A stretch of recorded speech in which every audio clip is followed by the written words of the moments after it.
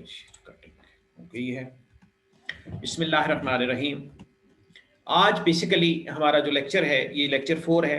आप इसके ऊपर लेक्चर 9 के बजाय लेक्चर 4 ही देख लेना, ठीक है। टाइटल इसका लेक्चर 4 ही है। अच्छा, आज बेसिकली हमने पढ़ना है, मेरी आवाज़ आ रही? Yes sir. ओके, आज हमने पढ़ना है कंपनी लॉ। कंपनी लॉ को आज हम स्टार्ट करेंगे और उसके इंट्रोडक्शन और कुछ टाइप्स ऑफ कंपनी और एसईसीपी का रोल, ये बेसिकली आज का हमारा टाइटल है। पाकिस्तान में कंपनीज जो हैं वो गवर्न होती हैं। पहले कंपनीज आर्डीनेंस 1984 था और उसके तहत कंपनीज जो हैं उनके अफेयर्स उसकी क्या कहते हैं उसको, इनकॉर्पोरेशन और उसके जितने अफेयर्स थे सारे कंपनीज आर्डीनेंस 1984 के तहत चलते थे। और उसके बाद अभी 2017 में कंपनीज एक्ट 2017 आ गया।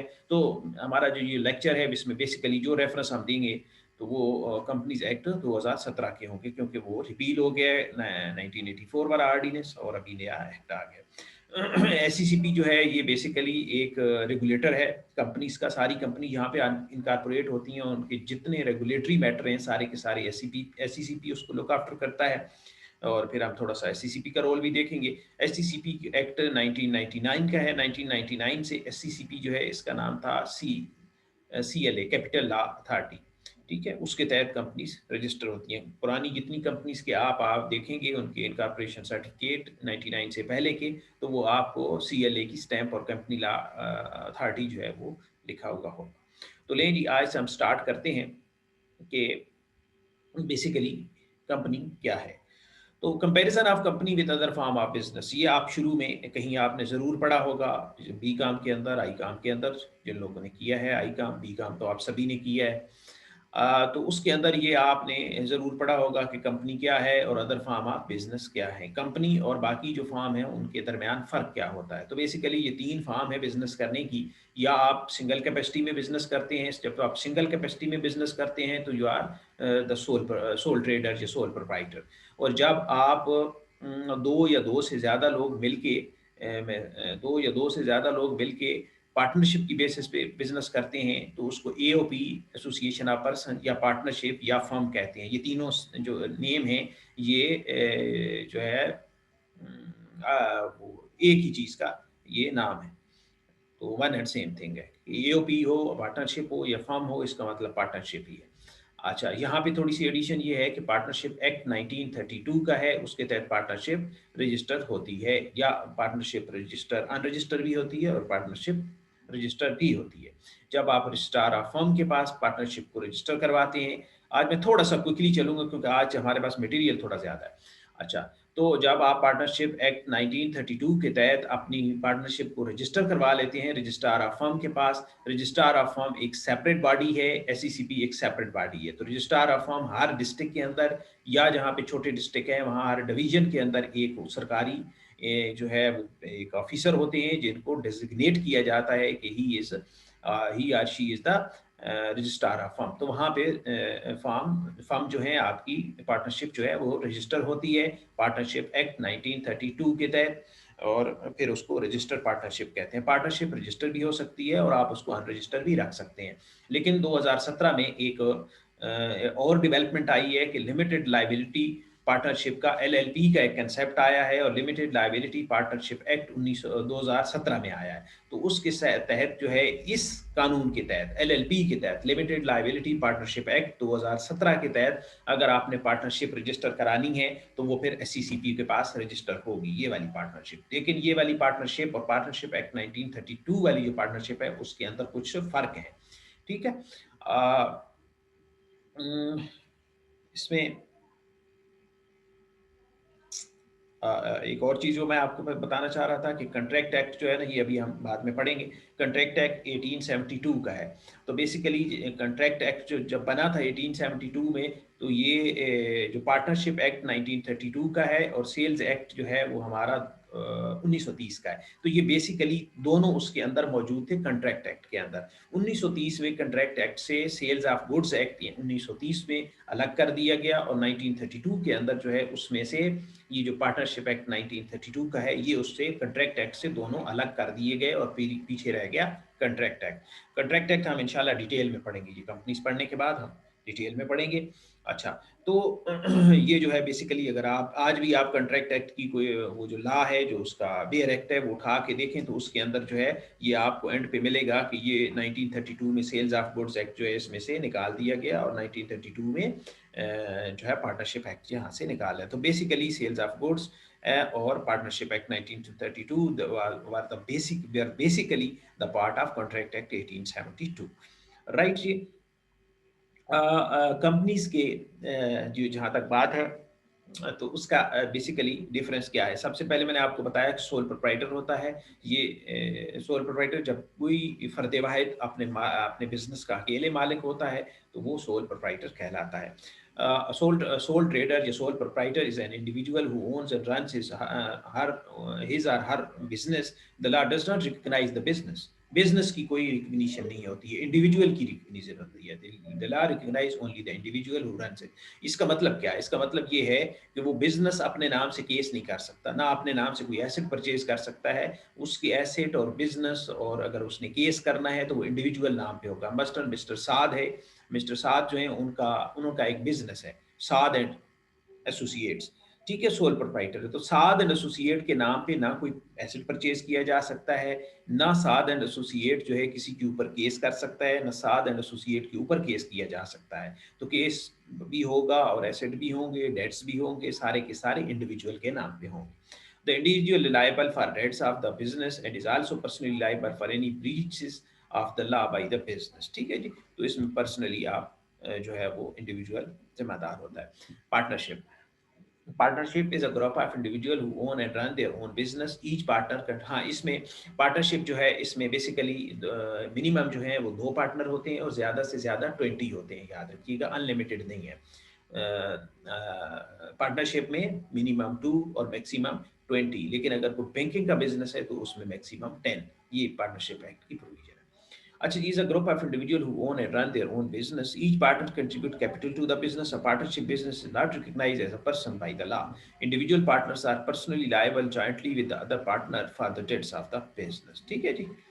तो इसमें भी वो जो है जो इंडिविजुअल हैं, जो पार्टनर हैं, वो पर्सनली लायबल हैं for their debts and obligations. Actually, most companies are companies limited by share.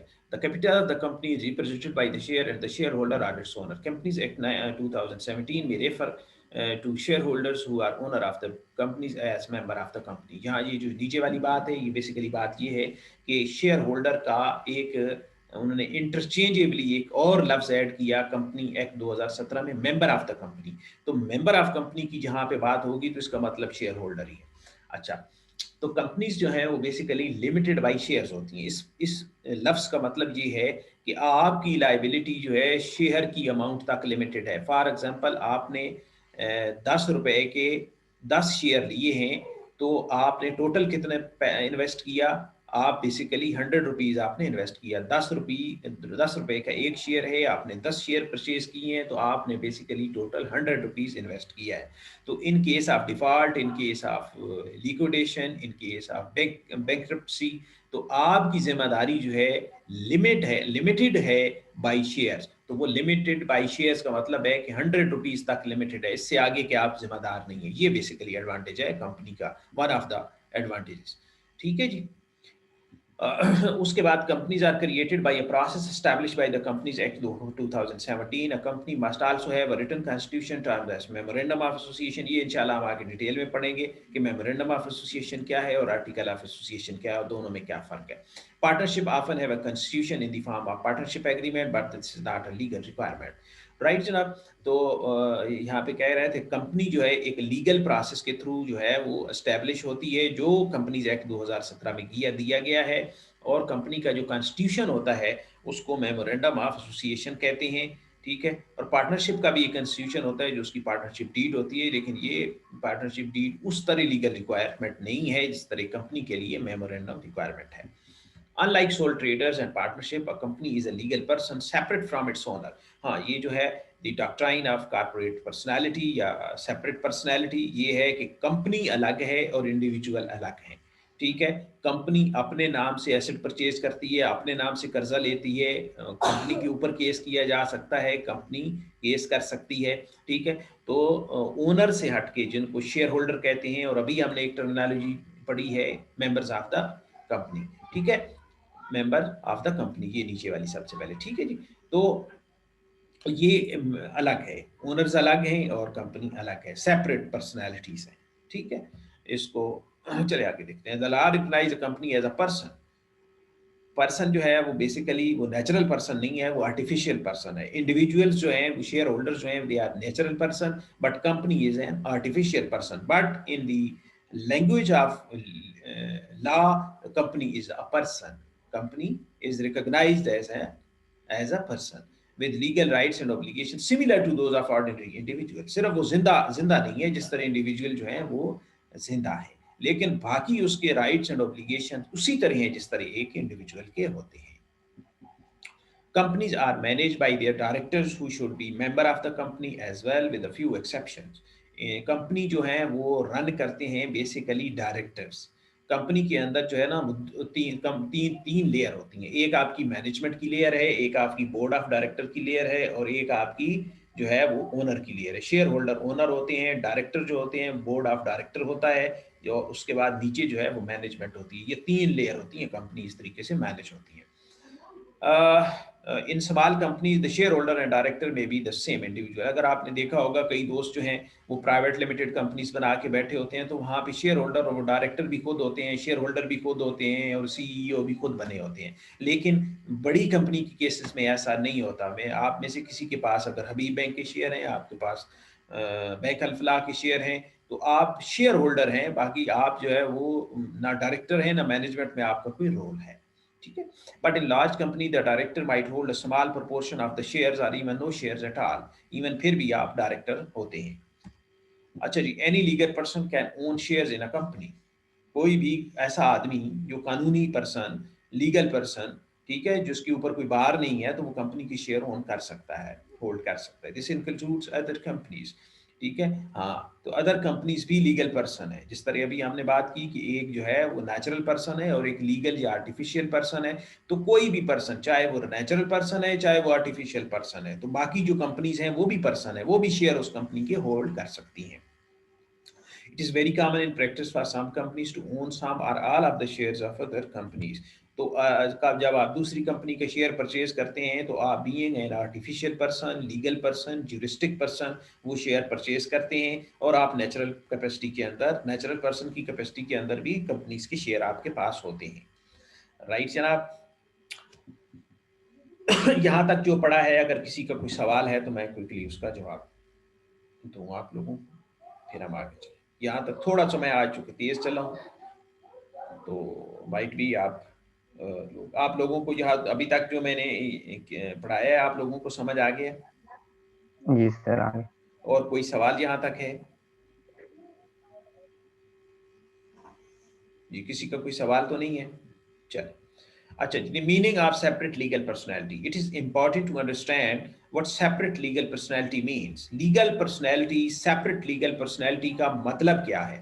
ठीक है, The law regards a company as a person। जैसे कि मैंने आपको अभी कहा कि लॉ कंपनी को एक पर्सन कंसिडर करता है, सेपरेट फ्रॉम इट्स ओनर। जो अपने ओनर, जो नेचुरल पर्सन है, जो शेयर होल्डर है, जो मेंबर ऑफ द कंपनी है, उनसे अलग एक पर्सन कंसिडर कर रहा है लॉ एक कंपनी को। This is the separate legal personality concept। For example, suppose that Mr. A sets up a limited company, new company with 10 shares of rupees 10 each, which he owns।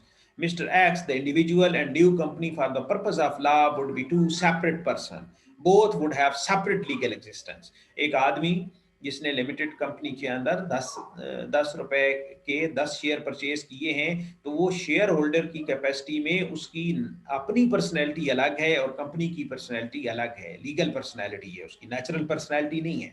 तो x जो है वो एक natural personality है जो ultimately एक legal personality है। तो वो जो है कंपनी जो है वो एक आर्टिफिशियल पर्सनैलिटी है जो कि एक लीगल पर्सनैलिटी है।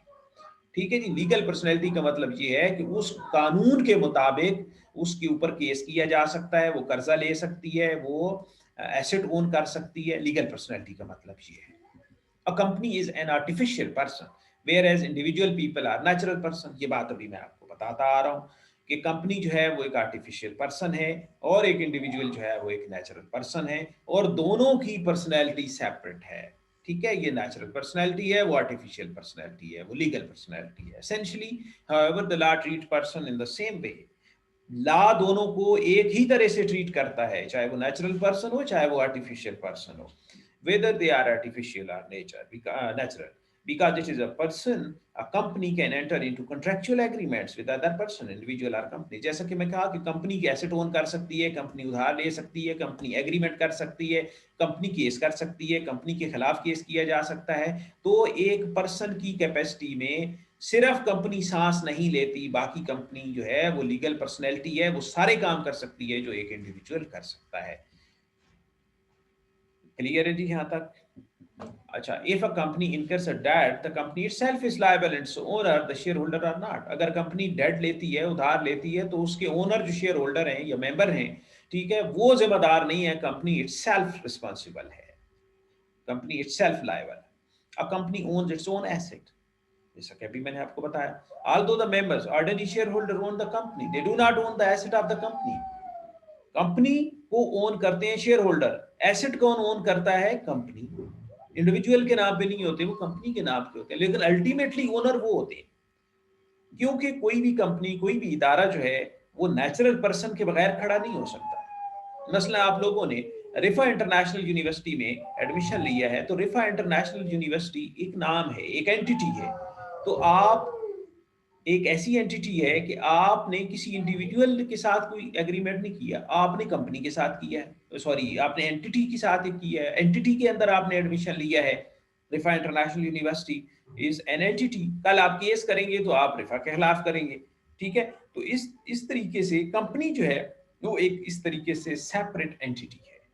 ठीक है, लेकिन जो कि एंटिटीज ऐसे नहीं बनती, एंटिटीज के पीछे ह्यूमन बीइंग होते हैं, नेचुरल पर्सन होते हैं, वो उसको अल्टीमेटली चला रहे होते हैं। एक्ट तो वो नहीं के थ्रू कर रही होती है, लेकिन लीगली या लॉ की लैंग्वेज में वो एक सेपरेट लीगल एंटिटी है, सेपरेट लीगल पर्सनैलिटी है for the sake of law.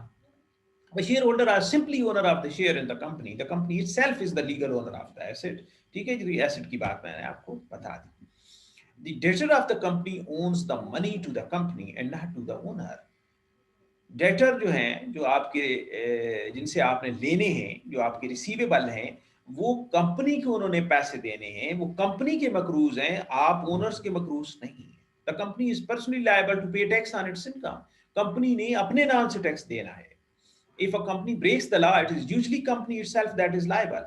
अगर कंपनी कोई जो है वो कोई लॉ ब्रेक होता है, वो ब्रेक करती है, तो कंपनी के ऊपर ही जुर्माना होता है, कंपनी के ऊपर फाइन होता है, कंपनी को पेनल्टी पे करनी पड़ती है। ठीक है, although there are circumstances in which owners or its officer, mainly director, may be personally liable। अगर आपका कोई नेग्लेक्ट है, आपकी नेग्लिजेंस है, आपकी मेलाफाइडी है, या आपने कोई एम्बेजलमेंट की है बीइंग अ डायरेक्टर या बीइंग अ मैनेजमेंट, आपका कंपनी के सीईओ या सीएफओ या सीनियर ऑफिसर जो है उस कैपेसिटी में आपने किया, तो फिर तो आपको नहीं छोड़ा जाएगा। लेकिन अगर in ordinary course of business के अंदर कंपनी से कोई कोताही हो गई है, कोई कमी हो गई है, कोई नेग्लिजेंस हो गई, तो उसको पिनलाइज कंपनी को किया जाएगा, ना कि इंडिविजुअल को किया जाएगा। हाँ, लेकिन अगर आपका कोई क्राइम आपने किया है, कोई आपने एम्बेजलमेंट की है, चोरी की है, फिर डेफिनेटली ऐसा नहीं होगा, फिर आपको भी पिनलाइज किया जाएगा, आपको इम्प्लीट किया जाएगा। Okay, the effect of separate legal personality. The separate legal personality of companies has several consequences. Separate legal personality जो है उसके क्या क्या consequences हैं?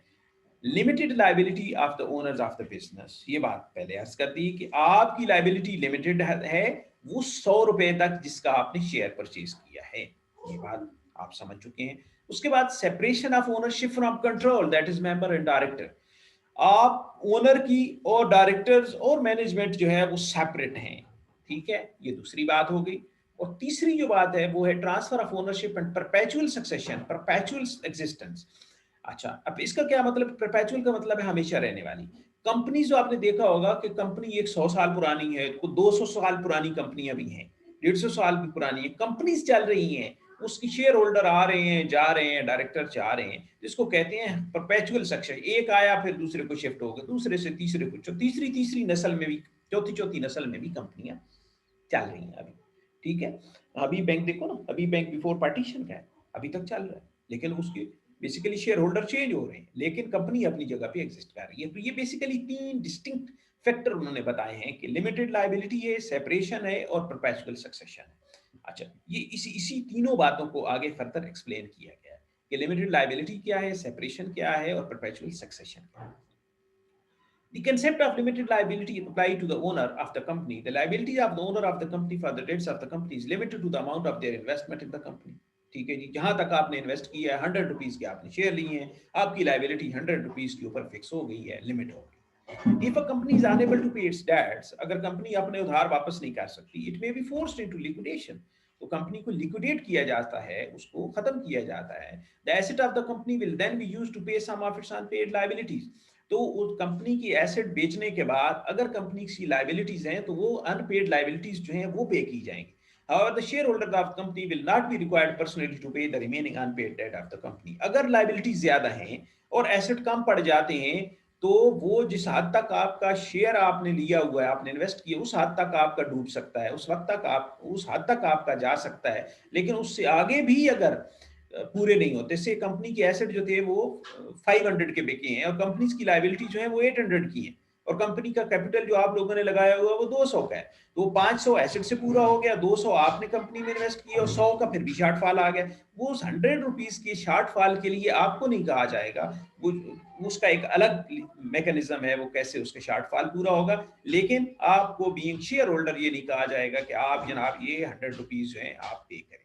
The shareholder will lose what they have invested but will not be required to pay any more. देखिए ये example भी उन्होंने लिमिटेड लायबिलिटी की दी हुई है।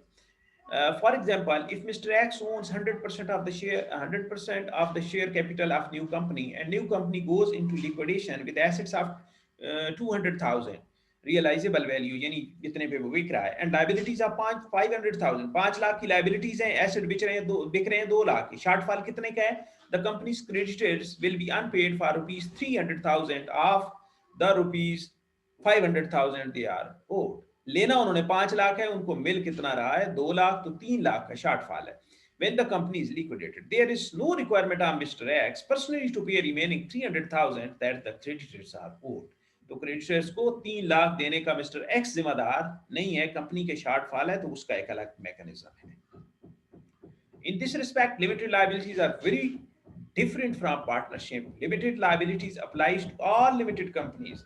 This is why private limited companies in the countries are required to include the word private limited. ये limited का लफ्ज जो है ये कंपनीज के साथ लिखा ही इसलिए जाता है कि इस कंपनी की लाइबिलिटी लिमिटेड है, जिसके साथ आप डील करने जा रहे हैं, जिसके साथ आप कोई बिजनेस डीलिंग कर रहे हैं, उससे कोई सेल परचेज कर रहे हैं, तो ये कीप इन योर माइंड कि इस कंपनी की लाइबिलिटी लिमिटेड है, आपको लॉस हो सकता है, आप उस वक्त तक उस हद तक अपना एक्सपोजर लें, उस हद तक इसको उधार दें जिस हद तक आप सर्वाइव कर सकते हैं, या अपने रिस्क को आप मिटिगेट करें, अपने रिस्क को मैनेज करें।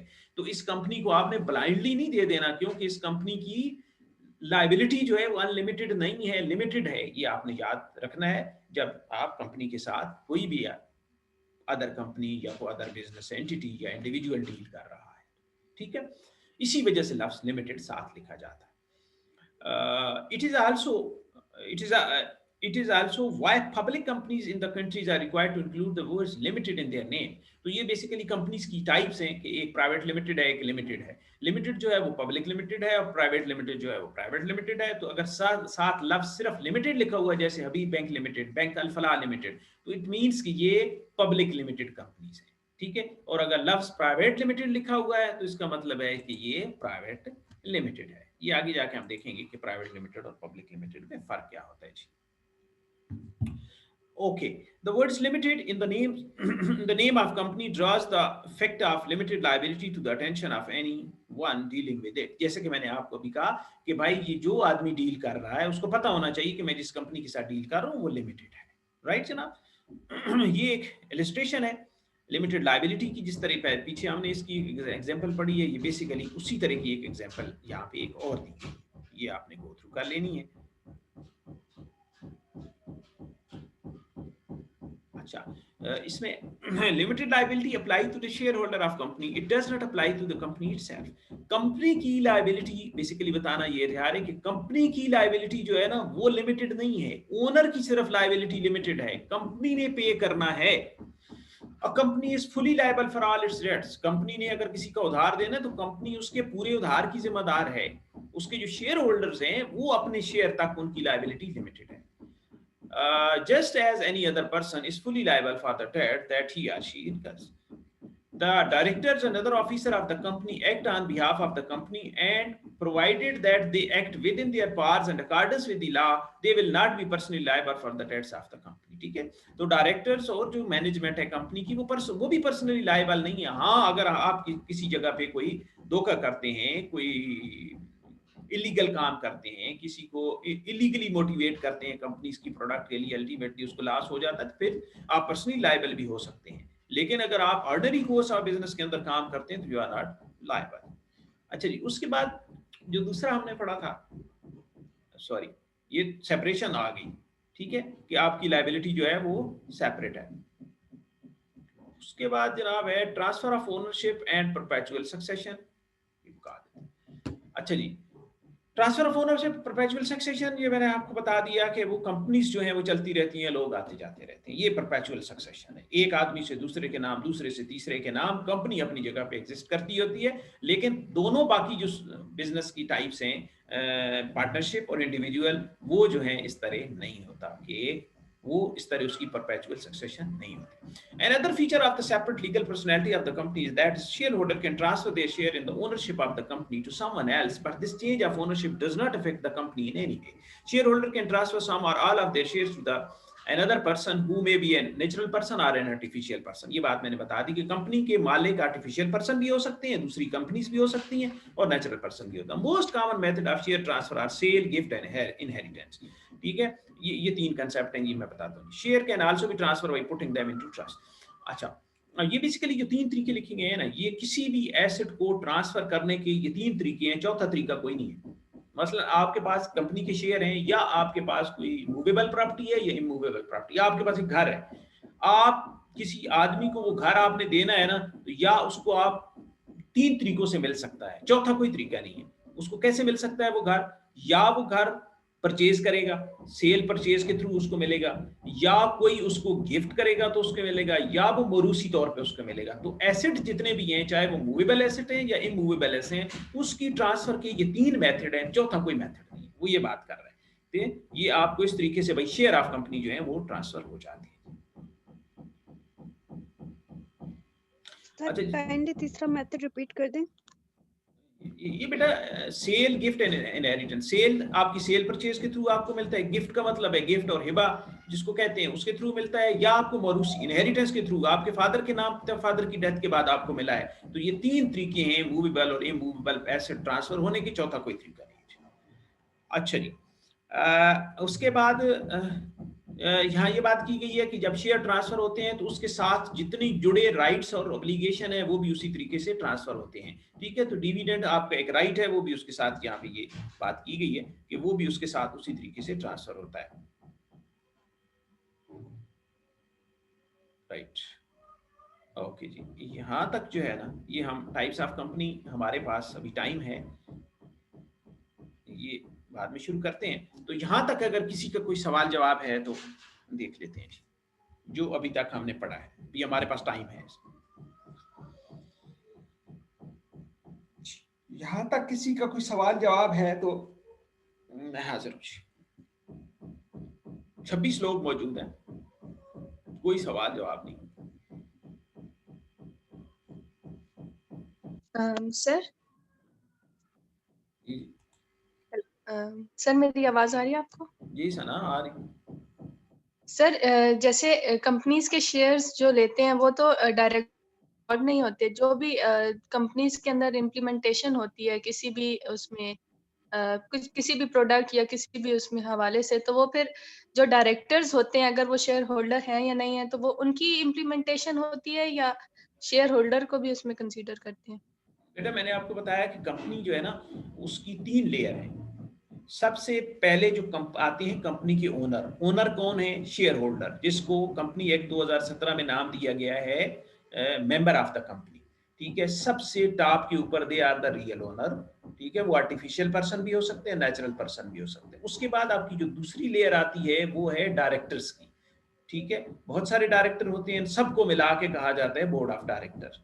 वो बेसिकली शेयर होल्डर की जो है वो गाइडेंस में या उनकी जो शेयर होल्डर की मीटिंग होती हैं उसके अंदर जो चीज़ें डिस्कस होती हैं, या बोर्ड ऑफ डायरेक्टर्स की जो डायरेक्टर्स हैं वो सारे अपने तजर्बे की रोशनी में, नीचे एक तीसरी लेयर होती है मैनेजमेंट की।